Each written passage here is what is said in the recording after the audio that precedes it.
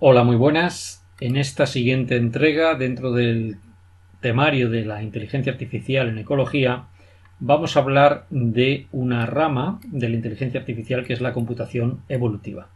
Agrupa una serie de técnicas heurísticas que se basan en los principios de la selección natural y los implementan en los ordenadores. Concretamente nos referimos a las técnicas de algoritmos genéticos, estrategias de evolución y programación evolutiva. Vamos a referirnos al primero de estos métodos, el de los algoritmos genéticos, que aparece a finales de los años 50 y principios de los 60, cuando el biólogo inglés Alex Fraser, nacido en 1923 y muerto en el 2002, publicó una serie de trabajos sobre simulación de procesos evolutivos utilizando ordenadores. Otro pionero de los algoritmos genéticos fue Hans Joachim Brewermann, que nació en 1926 y murió en 1996, y describió la evolución como un proceso de optimización realizando las primeras simulaciones evolutivas usando cadenas de datos binarios. Todos estos trabajos sirvieron de inspiración a John Holland de la Universidad de Michigan para que en la década de los 60 del siglo XX desarrollara los algoritmos genéticos propiamente dichos. Durante los años siguientes, en la década de los 70, los algoritmos genéticos eran usados principalmente en el campo de la informática. Los programadores, al igual que pasó con las redes neuronales, utilizaban la arquitectura de estos algoritmos, analizaban cómo afectaba el diseño de ellos y los parámetros de entrada en el comportamiento de estos algoritmos y en la resolución de problemas eminentemente informáticos. El objetivo en esta primera etapa de investigación de los algoritmos genéticos era optimizar el ajuste y el rendimiento de los mismos, es decir, tener claras las reglas en las que se basaba esta técnica de inteligencia artificial.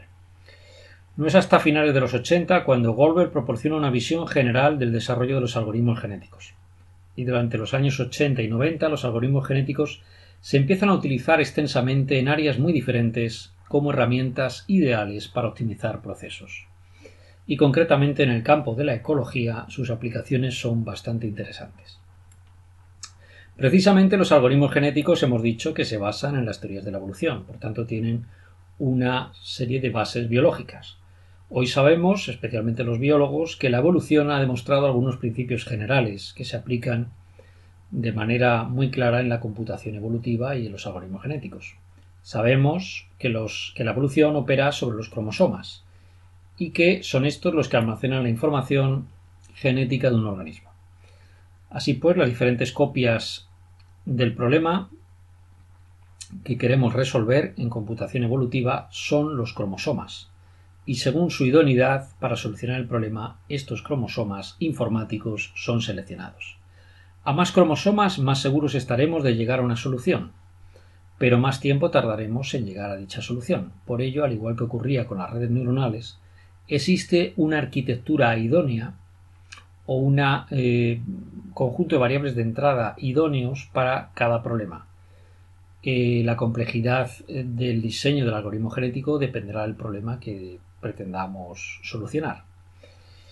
Otra cuestión, otro principio general de base biológica que opera en los algoritmos genéticos es que la selección siempre favorece al más apto. Sabemos los biólogos muy bien que en los principios del darwinismo hubo una cierta mala interpretación, como que el darwinismo era una teoría que penalizaba al menos adaptado. No, el darwinismo puro se basa en la supervivencia del más apto, como lo formuló Charles Darwin.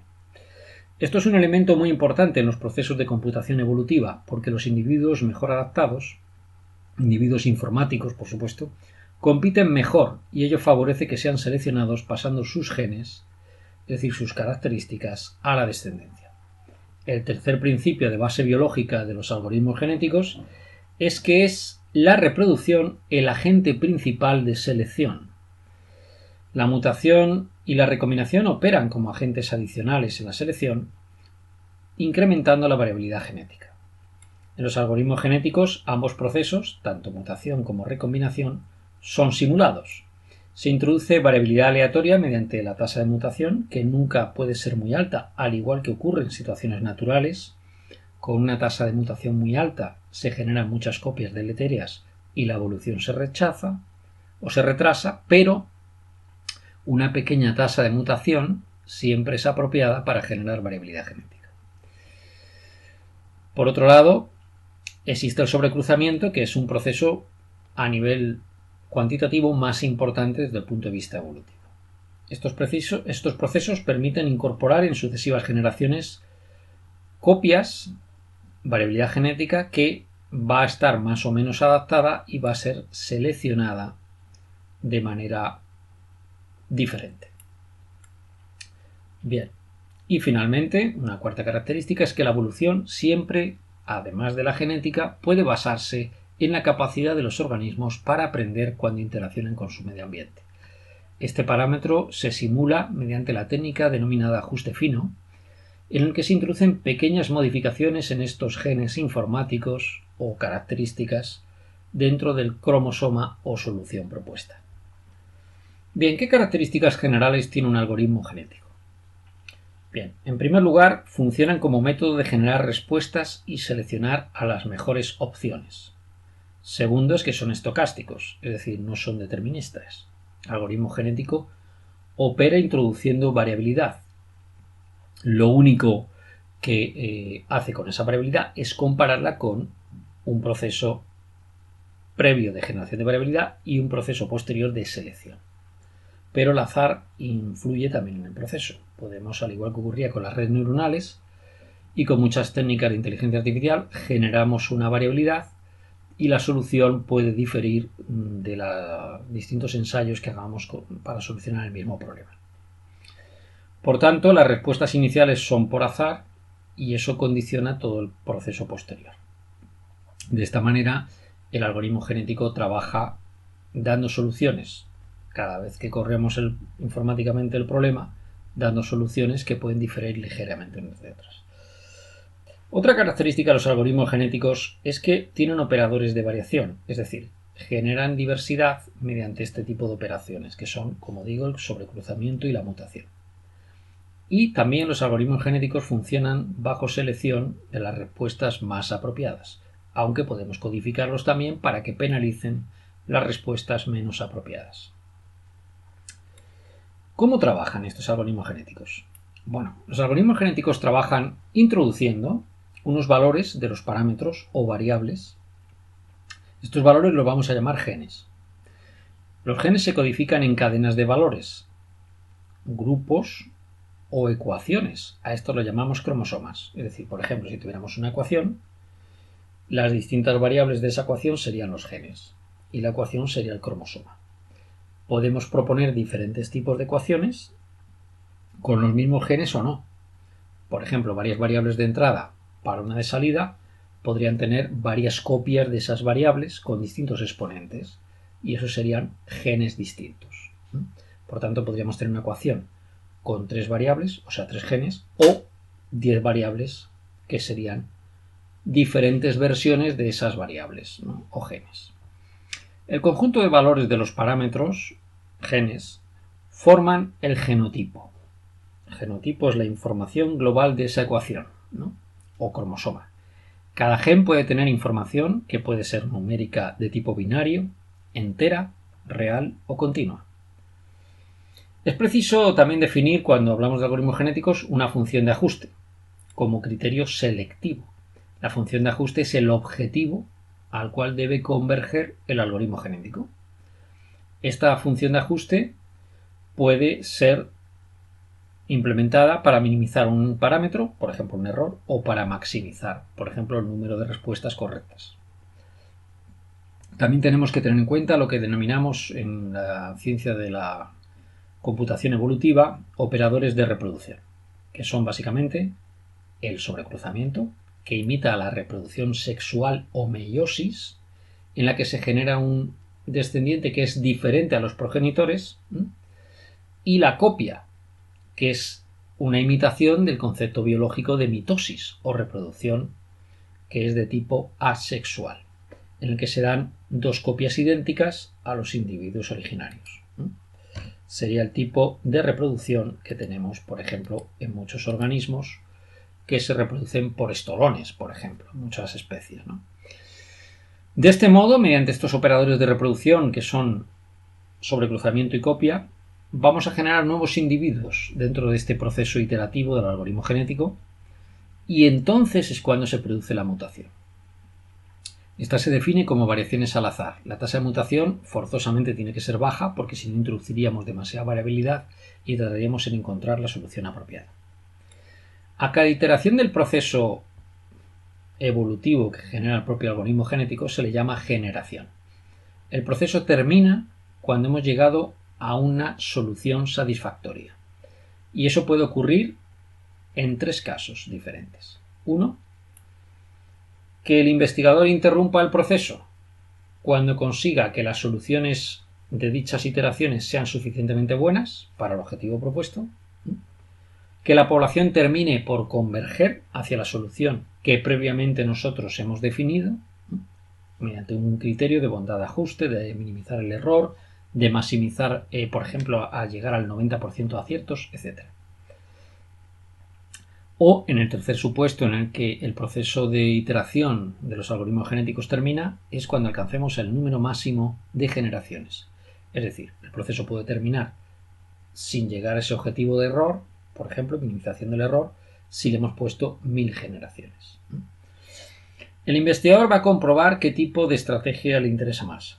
Si le interesa una estrategia de probar una solución apropiada, aunque no lleguemos a un criterio de convergencia concreto, o le interesa prolongar el número de generaciones hasta alcanzar dicho criterio de convergencia. Es un proceso, por tanto, interactivo. Bien, esta es la técnica que más o menos propuso Holland en los inicios de la implementación de los algoritmos genéticos. Pero actualmente se han añadido nuevas variantes o potencialidades que dotan a los algoritmos genéticos de un interesante marco teórico, no solamente dentro de la informática, sino también dentro de la ecología, ¿no? La más común de las estrategias es eliminar individuos de la población para incorporar estos elementos nuevos. Para expresarlo en términos biológicos, para que se entienda, se trata de acortar el intervalo entre generaciones. Se asume la idea biológica de que las especies que evolucionan más rápido son aquellas que tienen intervalos de generaciones más cortos. Para expresarlo con claridad, nos vamos a los datos que aparecen de número de especies en distintas páginas web, en la que podemos ver, por ejemplo, que existen 69.913 especies de animales, de las que los más abundantes son los artrópodos, con diferencia, superando ampliamente el millón de especies. Pero si seleccionamos los cordados, perdón, he dicho animales, me refería a cordados, 69.913 especies, si seleccionamos los cordados, vemos que el grupo más abundante son los actinopterigios, pero si seleccionamos los mamíferos, que son 5.852 especies, vemos nuevamente que el grupo más abundante son quirópteros y roedores, y concretamente los roedores tienen 2.368 especies. ¿Qué significa esto? Significa que, por ejemplo, al observar los mamíferos, vemos que los roedores, que tienen un intervalo generacional más cortos, evolucionan más rápido que, por ejemplo, la mayor parte de primates. Y esa evolución implica que hay más especies. Es decir, aunque no existe una relación completamente directa entre el número de especies e intervalo generacional, sí que es cierto que las especies que tienen intervalos generacionales más cortos suelen generar más variabilidad y, por tanto, es normal que tengan más especies. Imitando esta idea, los algoritmos genéticos consiguen simular estas situaciones de acortar el intervalo intergeneracional mediante diferentes estrategias. Una es reemplazo de padres, que se llama. Se elimina a la parte anterior, a la generación anterior de progenitores. Otra es el reemplazo de individuos similares. Cuando tenemos dos copias de un individuo o similitud entre varios individuos, eliminamos uno de ellos aleatoriamente. Otra es el reemplazo de los peores. En vez de seleccionar a los mejores, eliminamos los peores. Por ejemplo, el 10% de individuos que peor ajustan al objetivo selectivo que nos hemos fijado. O también podemos eliminar individuos al azar, por ejemplo. El paso a la siguiente generación dentro de un algoritmo genético se produce cuando se han alcanzado los objetivos de mutación y sobrecruzamiento para esa generación concreta. Un factor clave en los algoritmos genéticos es definir dichos criterios de selección. Y existen distintas estrategias también aquí. Una, por ejemplo, es la selección por ruleta, también denominada selección Monte Carlo, en el que la suma de ajustes de los individuos debe ser siempre la misma. Es decir, como una tarta. En esa tarta va a haber individuos que tengan más trozo de esa tarta o de esa ruleta y esos individuos van a ser seleccionados y este criterio de selección por ruleta tiene la ventaja de su sencillez, pero es muy ineficaz cuando los tamaños poblacionales son grandes, porque la tarta se reparte entre demasiados individuos y es muy difícil precisar en variaciones de décimas quién tiene un mayor ajuste al objetivo selectivo. Por eso se implementa otra estrategia, que es la selección por torneo. En la selección por torneo se comparan pares de individuos o grupos de individuos entre sí y hay dos variantes principales de esta selección por torneo. Una es una variante determinista, en el que se selecciona al azar un grupo de individuos y se elige al más apto, que es el que pasa a la siguiente generación. Y otra es la probabilística, en el que se genera un número aleatorio entre 0 y 1 y si es más alto que el criterio de selección fijado, se elige al individuo más alto y si es más bajo, se elimina a los individuos peores. En cualquier caso, después de seleccionar los individuos mediante cualquiera de estos criterios, se recombinan entre sí, otra estrategia inspirada en la biología, para generar las siguientes generaciones dentro del algoritmo genético. Las tasas de sobrecruzamiento se suelen poner, a diferencia de las de mutación, bastante altas. Lo normal, por ejemplo, es poner una tasa de mutación menor del 1% y una tasa de sobrecruzamiento superior al 90%. Y esto es así porque, al igual que ocurre en la biología, en los algoritmos genéticos que se inspiran en la misma, el sobrecruzamiento es el factor selectivo principal. La idea tras el cruzamiento es acumular los genes idóneos para pasarlos a la descendencia. Y existen, al igual que en la biología, aproximaciones de diverso tipo. Por ejemplo, tenemos la aproximación de cruce de un punto, single point crossover, en el que se cortan los cromosomas al azar y se intercalan en la descendencia. El cruce de dos puntos hace lo mismo, se realizan dos cortes por cada cromosoma y se intercalan los trozos, evitando, eso sí, que los cortes estén generalmente, como ocurre en la vida real, en la biología, cerca de los extremos, porque pueden darse pues las trisomías esas que aparece en la biología, ¿no? Bien, cruce uniforme. Uniform point crossover. La descendencia presenta una mezcla de genes de los padres que se seleccionan por puntos de corte muy diferentes. Normalmente se intenta que los puntos de corte sean como mucho la mitad del número de genes. Es decir, si mi ecuación tiene 10 incógnitas, o sea 10 variables, no debería hacer más de 5 cortes. Otra estrategia es el cruce con codificaciones no binarias. Estas solamente, en estos casos, las tres anteriores se pueden utilizar con variables binarias o continuas, pero esta es específica de las variables no binarias. Y se puede usar en la descendencia la media o mediana de los progenitores y también, en el caso de que cortemos los diferentes cromosomas, el valor más alto de eficiencia o penalizar el valor más bajo de eficiencia.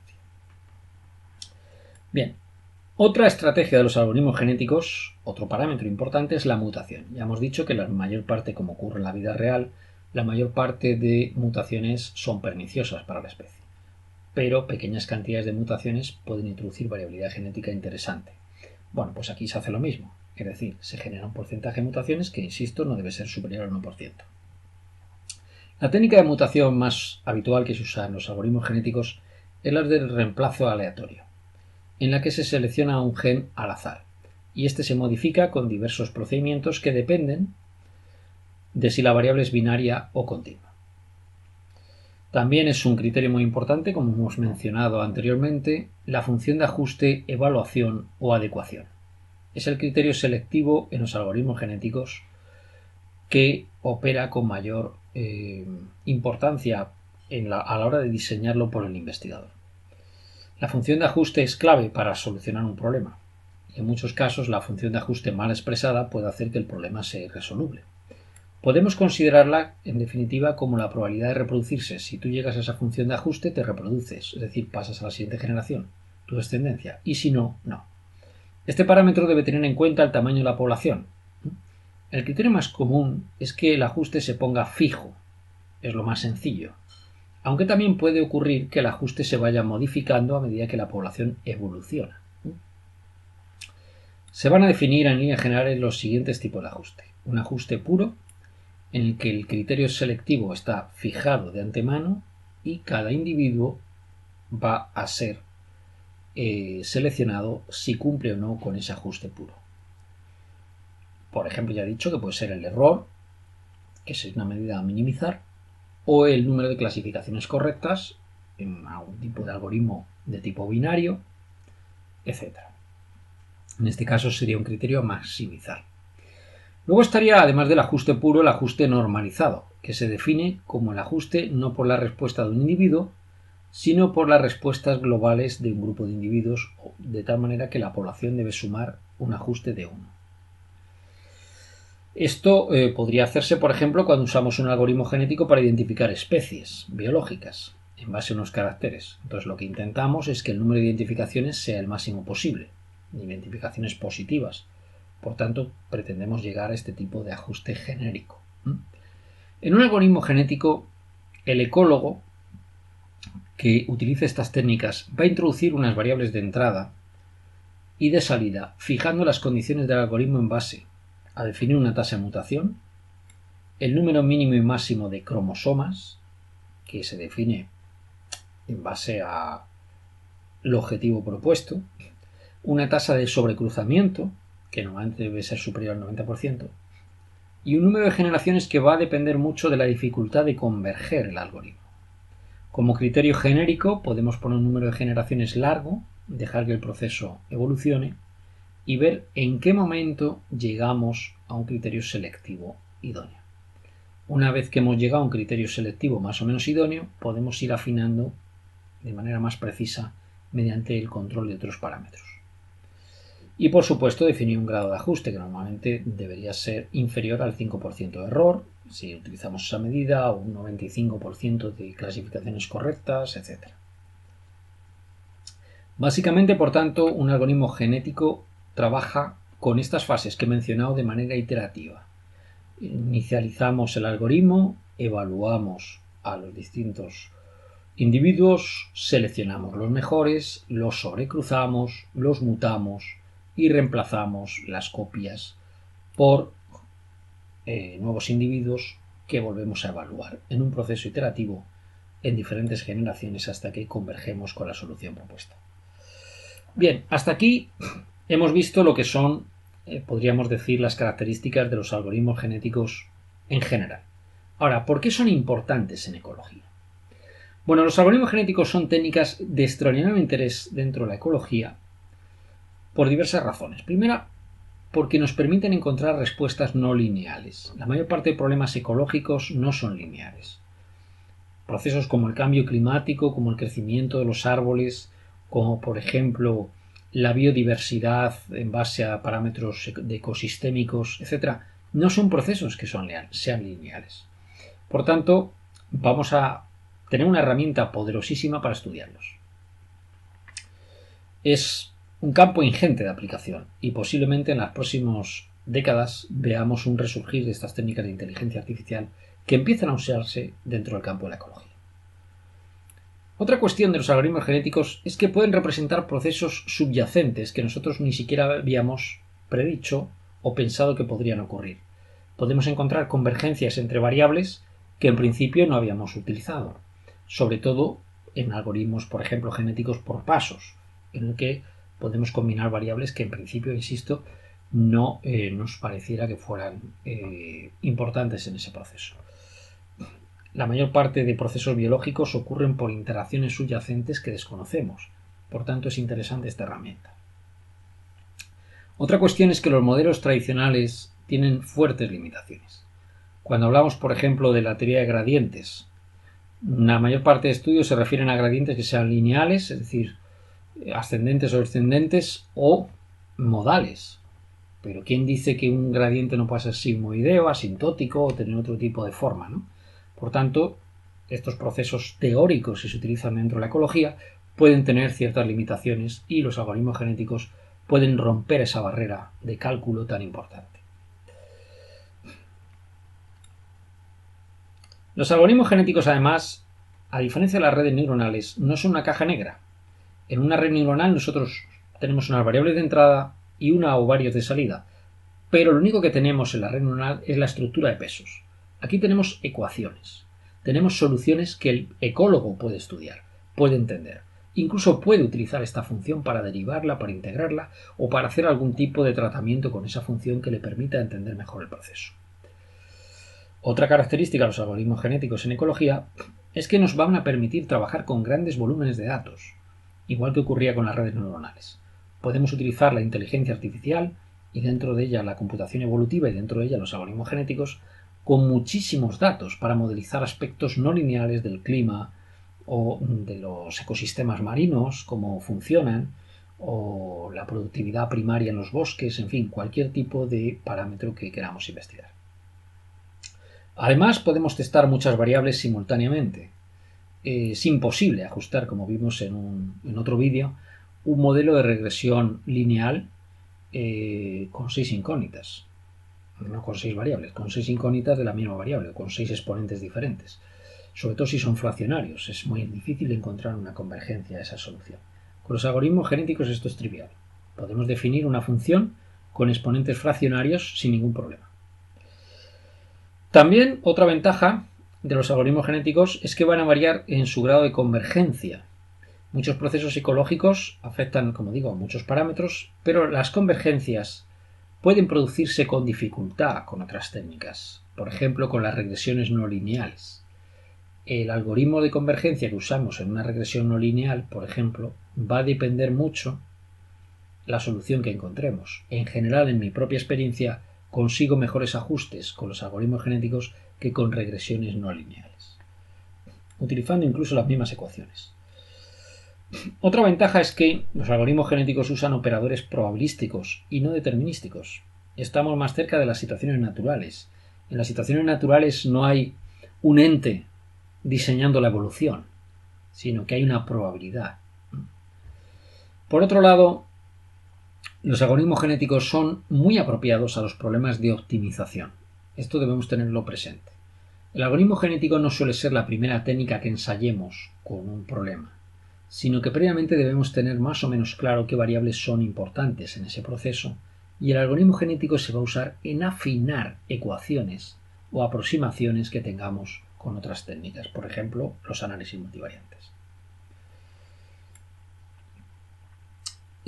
Tenemos que tener en cuenta que si utilizamos el algoritmo genético en este sentido, en un primer paso podríamos llegar a no converger por errores de mínimos locales, soluciones infinitas o simplemente porque nos faltan muchísimas generaciones para llegar a una solución. Por tanto, para que un algoritmo genético trabaje bien en ecología, debemos definir bien los rangos de las variables. Por ejemplo, si pretendemos determinar la riqueza en plancton en un ecosistema marino, vamos a saber que esas especies de plancton se encuentran, por ejemplo, entre 10 grados y 28 y no se van a encontrar fuera de esos rangos. Por tanto, no hagamos trabajar al algoritmo genético en cualquier espectro de temperaturas porque podríamos generar soluciones incorrectas. Bien, hasta aquí lo que son los algoritmos genéticos propiamente a nivel teórico. Ahora vamos a ver un ejemplo práctico de aplicación de estos procedimientos en un problema concreto. Bien, en esta aplicación de los algoritmos genéticos vamos a utilizar un algoritmo genético para determinar un problema que es qué contenido en energía tienen los frutos forestales. Este trabajo lo publicamos dentro de un capítulo del libro denominado New Research on Forest Ecology, cuyo editor era Archibald Skaggs en la editorial Nova Publisher. Bien, utilizamos un algoritmo genético con datos de una base de datos denominada FruBase de Pedro Jordano del CSIC.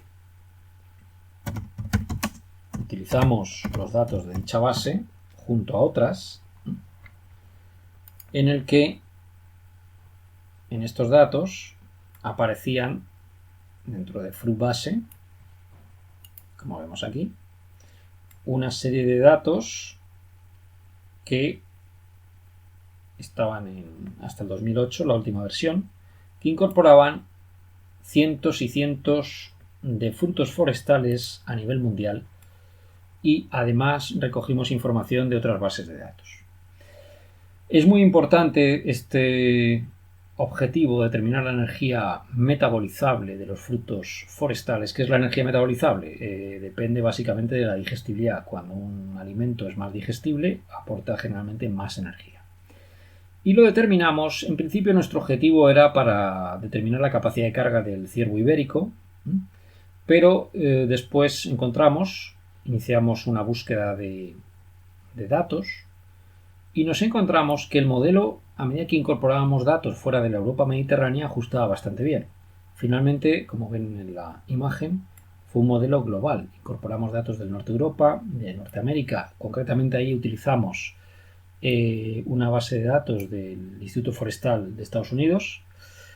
También incorporamos datos de Sudamérica, de África, del sureste asiático, de Australia. Estos datos agrupaban un montón de familias. La energía metabolizable, como ven ustedes ahí, es 0,15 por energía in vitro. ¿Y qué parámetros teníamos? Teníamos los parámetros de grasa bruta, que se denomina, compuestos grasos en general, carbohidratos en general, proteína bruta, que es compuestos proteicos en general, y todas estas variables las introducimos a un modelo. Y por supuesto también la fibra. Las introducimos al modelo y como criterio de selección utilizamos la minimización del error. Era un problema típico de algoritmos genéticos para minimizar el error, encontrar una ecuación que nos permita determinar esa energía en base a componentes mucho más sencillos de estudiar. Finalmente obtuvimos una ecuación, que ven ustedes ahí. Energía metabolizable de los frutos forestales es 2,808 por el producto de los carbohidratos y la grasa bruta. Tiene sentido, porque estos dos componentes dan energía al fruto. Eso elevado a 0,269 más un exponente, un coeficiente, que es 3,492. El modelo, para nuestra sorpresa, converge con un R de 0,835 y un error menor del 1 por 1000. Y encima es un modelo cuyos residuos, a pesar de no estar normalmente distribuidos, tienen una homoceasticidad bastante baja.